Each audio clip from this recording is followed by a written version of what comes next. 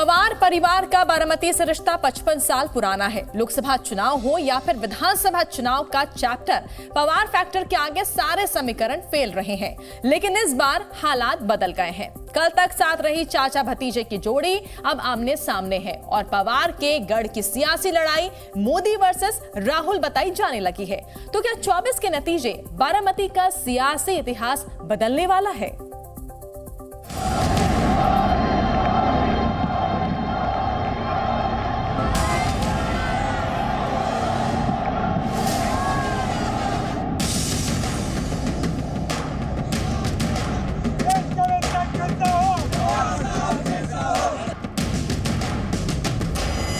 लोकसभा चुनाव में सुप्रिया ताई और विधानसभा चुनाव में अजित दादा की बारामती की सियासत इन्हीं नारों के इर्द गिर्द गूंजती रही है। लेकिन 55 साल बाद बारामती की जनता ऐसे दोराहे पर खड़ी है जहां उसे ताई और दादा में से किसी एक को चुनना है। और इसलिए 24 के सियासी संग्राम में बैटल ऑफ बारामती की चर्चा चारों तरफ है। बारामती से जीत की हैट्रिक लगा चुकी सुप्रिया सुले एनसीपी शरद चंद्र पवार की तरफ से जीत का चौका लगाने की तैयारी कर रही हैं। तो वहीं एनडीए की तरफ से एनसीपी प्रमुख अजित पवार की पत्नी सुनेत्रा पवार मैदान में है।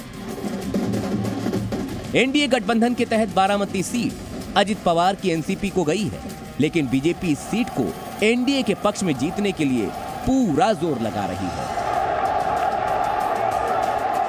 और कल जब बीजेपी के देवेंद्र फडणवीस इंदापुर में रैली करने पहुंचे तो उन्होंने बारामती में पवार फैक्टर को खारिज कर मोदी चैप्टर की शुरुआत कर दी। कुछ लोग सोचते हैं कि बारामती की लड़ाई शरद पवार और अजित पवार के बीच है। कुछ सोचते हैं कि यहाँ सुप्रिया सुले और सुनेत्रा पवार की लड़ाई है, लेकिन यहाँ पर मुकाबला मोदी और राहुल के बीच है। खऱ्या अर्थानं ही जर लढाई असेल तर नरेंद्र मोदीजी आणि राहुल गांधी। बारामती की लड़ाई को बीजेपी पवार फैक्टर से शिफ्ट कर मोदी वर्सेस राहुल क्यों कर रही है, उसके लिए इतिहास के पन्नों को पलटना होगा। साल 1967 में शरद पवार पहली बार बारामती से विधायक चुने गए और मंत्री बने। साल 1991 तक वो लगातार बारामती से विधायक रहे। 1984 में शरद पवार पहली बार बारामती से सांसद बने। फिर 1991, 1996, 98, 99, 2004 में यानी कुल 6 बार सांसद बने। 1991 से अब तक अजित पवार बारामती से विधायक हैं। वहीं शरद पवार के बाद 2009, 2014 और 2019 में बेटी सुप्रिया सुले बारामती से सांसद बनी। मोदी लहर के बावजूद 2014 और 2019 में बीजेपी बारामती के किले को भेद नहीं पाई थी, लेकिन इस बार बीजेपी बारामती सीट को एनडीए की झोली में डालने की तैयारी में है। पिछले साल ही एनसीपी 2 धड़ों में बटी है।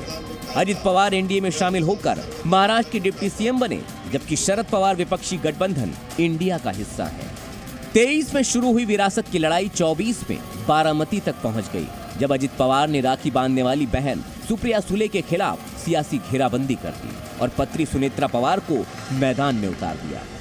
जो विश्वास आदरणीय मोदी साहब ने, आदरणीय शाह साहब ने, आदरणीय हमारे मुख्यमंत्री जी ने, आदरणीय हमारे उप मुख्यमंत्री जी ने और हमारे राष्ट्रवादी पक्ष के राष्ट्रीय अध्यक्ष अजित दादा, प्रदेशाध्यक्ष सुनील जी तटकरे जी, प्रफुल्ल पटेल जी, रामदास आठवले जी, जानकर जी, हमारी महायुति की सब ने मुझ पे जो विश्वास दिखाया उसके लिए मैं, और मुझे काम करने की जो अभी ये संधि दी, इसके लिए मैं सबसे आभारी हूँ। जो हमारी भाभी होती है वो भाभी माँ समान होती है, और ये षड्यंत्र भारतीय जनता पार्टी का है, जिन्होंने मेरी माँ को मेरे खिलाफ लड़ाने का षड्यंत्र किया है। क्योंकि भारतीय जनता पार्टी हमें लड़ाई क्यों कर रही है, क्योंकि वो आदरणीय पवार साहब को खत्म करना चाहते। ये मेरा स्टेटमेंट या आरोप नहीं है, भारतीय जनता पार्टी के वरिष्ठ नेता आप ही के चैनल पे बोल रहे थे कि ये इलेक्शन में हमको शरद पवार को खत्म करना है। बीजेपी भले ही 2014-2019 में मोदी लहर के बावजूद बारामती में कमल न खिला पाई हो, लेकिन 2024 में बारामती में घड़ी के जरिए विपक्ष का टाइम खराब करने की वो तैयारी जरूर कर रही है। 2019 में बारामती में सुप्रिया सुले को 6,86,714 वोट मिले थे, जो करीब 53% था, जबकि बीजेपी के कंचन राहुल को 5,30,940 वोट मिले थे, जो कि करीब 41% था। वोट का अंतर 1,55,774 था। तब सुप्रिया सुले के साथ पिता की विरासत के साथ भाई अजित पवार का भी साथ था।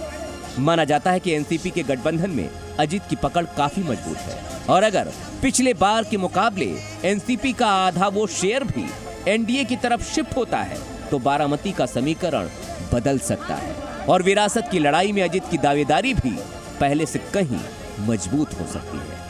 साथ ही बारामती में बीजेपी मोदी वर्सेस राहुल का नैरेटिव सेट कर रही है ताकि शरद पवार का सहानुभूति फैक्टर भी डिरेल हो जाए, यानी मोदी वर्सेस राहुल की लड़ाई का सीधा फायदा भी बारामती में मिल सके। ब्यूरो रिपोर्ट, जी मीडिया।